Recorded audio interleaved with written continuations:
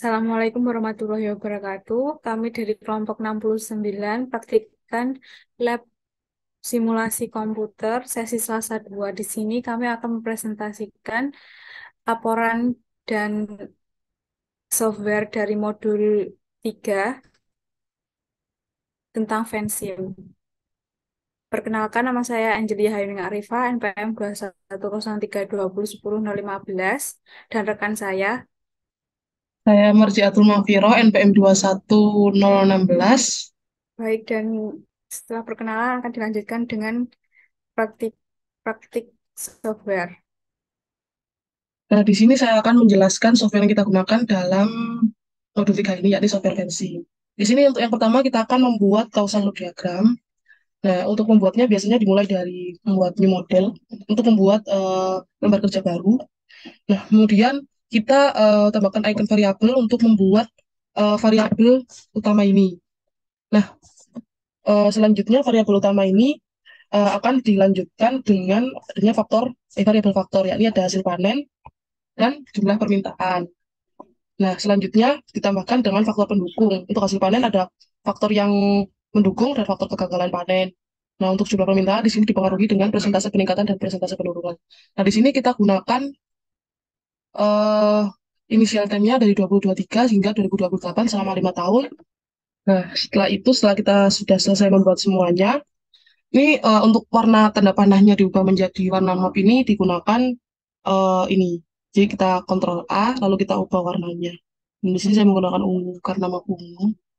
Nah, setelah itu sudah inilah yang dinamakan causal loop diagram. Oh, nah untuk menambahkan tanda plus minusnya ini, nanti itu bisa ditambahkan dengan kita klik arrow. Nah, ini kita bisa klik. Nah, di sini bisa kita tentukan minus atau plusnya. Nah, untuk pemberian pupuk kita kasih plus. Nah, untuk kegagalan panen maka kita kasih minus. Untuk presentasi penurunan juga minus, lebihnya menggunakan plus. Selanjutnya kita akan membuat stock flow diagram. Nah, untuk stock flow diagram, jadi kita akan membuatnya nanti akan seperti ini. Jadi nanti yang pertama kita membuat jumlah permintaan ini itu menggunakan level. Di level ini kita buat untuk membuat jumlah permintaan dan ketersediaan bahan baku. Lalu selanjutnya kita berikan rate untuk membuat peningkatan permintaan dan penurunan permintaan. Selanjutnya untuk rate ini juga digunakan untuk membuat hasil panen dan gagal panen. Nah, selanjutnya untuk variabel-variabel penghubungnya ini kita gunakan level. Kita gunakan variabel. Variabel ini untuk membuat presentasi peningkatan, presentasi penurunan, cuaca ekstrim, kekurangan air, hama, penggunaan teknologi, pemberian pupuk, dan luas kebun teh. Setelah semuanya menjadi seperti ini, sudah menjadi diagram, maka selanjutnya kita berikan row untuk menghubungkan antara variabel pendukung ke variabel faktornya. Jadi kita hubungkan ke sini.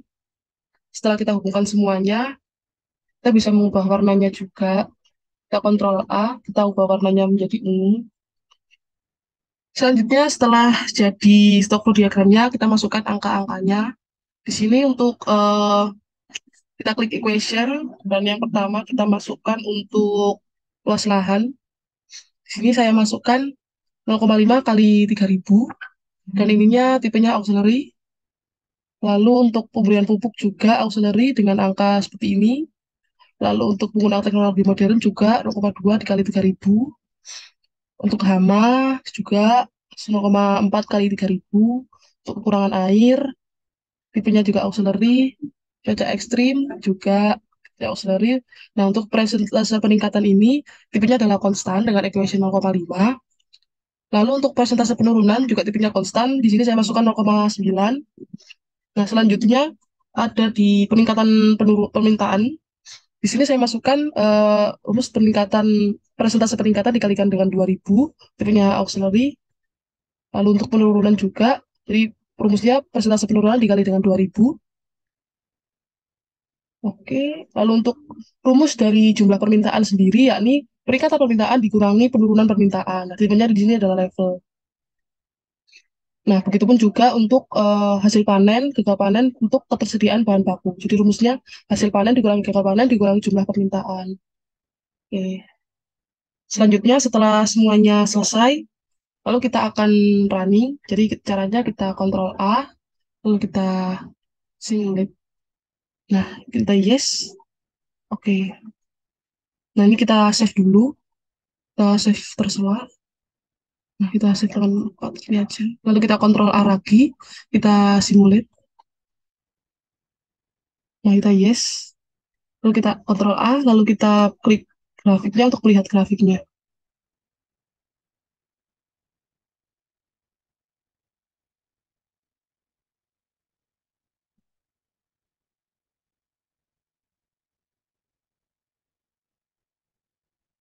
Nah, ini untuk grafiknya.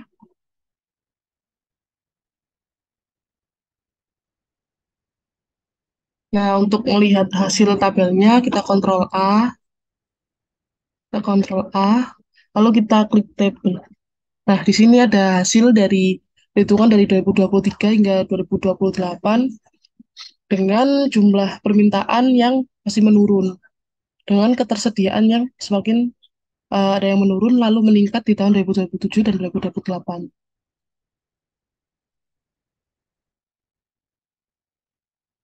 Nah, selanjutnya kita akan ke skenario 2. Nah, untuk skenario 2 ini kita akan merubah presentase peningkatan dari 0,5 menjadi 0,8. Nah, kita klik OK. Lalu kita running lagi. Nah, kita running. Kita Ctrl A, kita lihat tabel grafiknya. Nah, ini grafiknya. Jadi jumlah permintaannya itu masih menurun. Tuh. Lalu kita lihat tabelnya juga. Nah, ini adalah tabel di sini dapat dilihat jumlah permintaan dan kesediaan dari bahan baku teh sendiri. Nah, selanjutnya kita lanjut ke skenario 3, itu dengan mengubah presentase penurunan dari yang 0,9 ke 1,1. 1,1. Kita klik OK, lalu kita Ctrl A, lalu kita simulate lagi. Yes, kita Ctrl A, kita lihat grafiknya. Nah, di sini grafiknya itu sudah mulai meningkat, jadi ketersediaan bahan bakunya sudah mulai meningkat. Dan kita bisa lihat juga untuk tabel nilainya, jumlah permintaannya, dan ketersediaan bahan bakunya.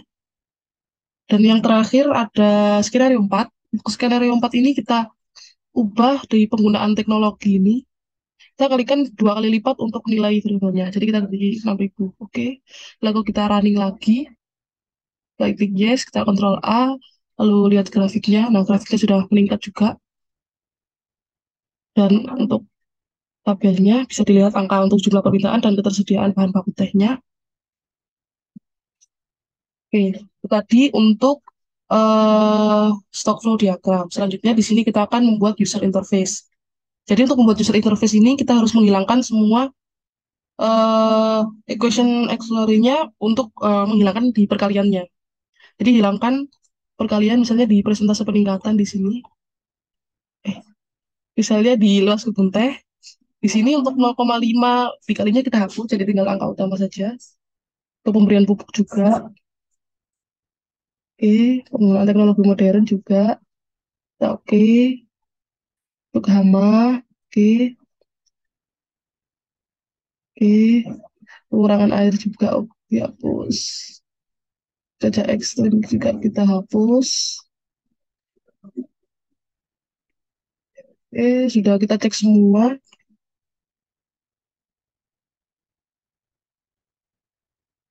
Nah, sudah semua. Nah, selanjutnya kita akan membuka membuat new view. Di sini, kita pilih IO Object. Nah, kita buat di sini. Lalu kita pilih Output Workbench Tool. Nah, selanjutnya kita masukkan namanya. Di sini kita masukkan jumlah permintaan. Nah, selanjutnya, setelah diisi jumlah permintaan, kita pilih level. Nah, level ini lalu kita pilih jumlah permintaan. Kita oke.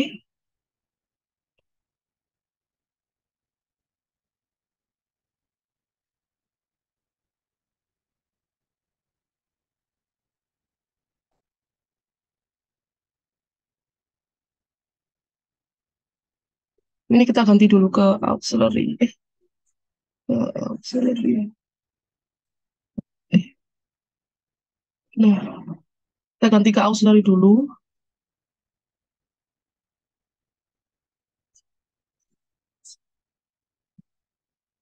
Ini peningkatan permintaan. Kita oke. Nah, ini sudah itu kita masukkan grafik. Kita oke. Nah, ini adalah grafiknya. Begitupun juga dengan ketersediaan bahan baku teh, hasil panen, dan gagal panen. Nah, untuk membuat presentase peningkatan, di sini kita menggunakan uh, objek juga. Nah, di sini kita masukkan objek tipenya itu input cylinder, lalu konstan. Nah, ini kita pilih, misalnya kita pilih kekurangan air. Nah, kita oke. Nah, ini kita ganti dengan 0 hingga 100. Dan ininya 1. Lalu kita oke. Nah, seperti ini. Begitu juga nanti dengan diagram-diagram lainnya. Jadi ada presentase peningkatan, kemudian pupuk, molecular kemudahan, proses pentek, presentase penurunan hama dan cuaca ekstrim. Selanjutnya ini nanti akan kita running, jadi kita kontrol A lalu kita simulate. Nah, ini bisa kita atur sesuai dengan jumlah datanya. Nah, seperti itu. Mungkin ini penjelasan software dari Vensim. Bisa dilanjutkan dengan penjelasan laporan.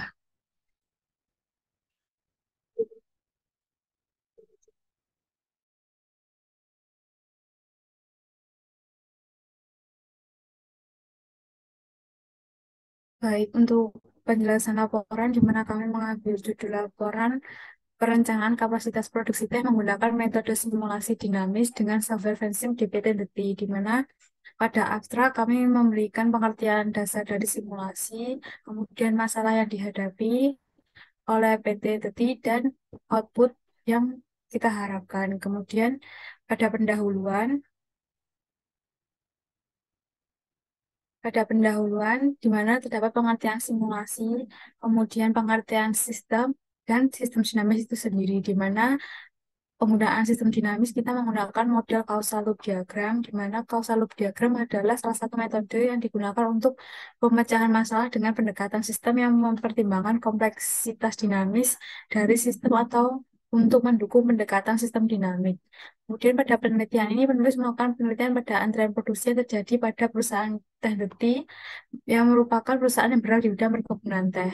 Jumlah permintaan terhadap teh yang bervariasi setiap bulannya yang tidak tentu, sehingga perusahaan kesulitan dalam memperkirakan jumlah produk yang harus dihasilkan. Adapun langkah yang untuk menyusun rancangan agregat produksi, perusahaan dilakukan dengan cara melakukan peramalan atau forecasting permintaan produk selama 12 bulan yang akan datang. Kemudian dengan menyusun rencana produksi dan kapasitas yang terintegrasi, perusahaan diharapkan mampu memenuhi permintaan pelanggan tepat waktu dengan efisien. Sebagai upaya untuk mengoptimalkan proses produksi di PT Inti, dilakukan simulasi antrian produksi untuk meminimasi waktu antri dan pemaksimalan jumlah teh yang diproduksi dengan menggunakan software Vensim. Pada metode penelitian, software Vensim atau Vensim PLE awal merupakan software yang melakukan awal perhitungan sebelum dilakukan pembuatan model dinamik dengan menghasilkan data total waktu menunggu. Kemudian proses simulasi dilakukan dengan yang pertama tahap pengumpulan data di mana kami menggunakan data ketersediaan teh di pasar. Kemudian yang kedua adalah causal loop diagram di mana terdapat gambar causal loop diagram seperti penjelasan software sebelumnya. Kemudian tahap pengolahan data, di mana kita mulai studi kasus dan studi lapangan hingga kesimpulan dan saran. Dan berikut adalah penjelasan dari flowchart yang telah kami buat. Selanjutnya, hasil dan pembahasan pada tahap pertama verifikasi dan validasi, di mana pada verifikasi merupakan model yang mengalami error hasil mengalami pembuatan model awal simulasi. Adapun hasil running dari model yang telah dibuat pada 3 area pendistribusian tersebut ditunjukkan pada gambar di bawah, di mana model kami tidak mengalami error, maka dapat dilanjutkan pada proses validasi. Pada proses validasi, kami memiliki data dari 2023 hingga 2028, di mana terdapat total ketersediaan teh real dan simulasi, di mana pada data real diperoleh rata-rata data 3.400 dan standar deviasinya 1.537,21. Kemudian pada simulasi diperoleh rata-rata data 3.566,67 dan standar deviasinya 1.793,4. Dengan berdasarkan data di atas, dilakukan perhitungan E1 dengan rumus sebagai berikut, diperoleh persentase 5%. Kemudian perhitungan E2 dengan rumus sebagai berikut, diperoleh persentase 14%. Output simulasi pada aktivitas produksi teh dapat dilihat, dan kemudian pada skenario 1 dapat dilihat pada 2023 sampai 2025 mengalami sedikit penurunan, tapi selanjutnya untuk periode selanjutnya selalu mengalami peningkatan setiap tahun. Kemudian tabel pad ketersediaan yang menunjukkan eh, ketersediaan bahan teh untuk tahun-tahun yang akan datang. Kemudian pada skenario 2 pada tahun yang sama, pada 2023 sampai 2028 mengalami penurunan pada tiap tahunnya.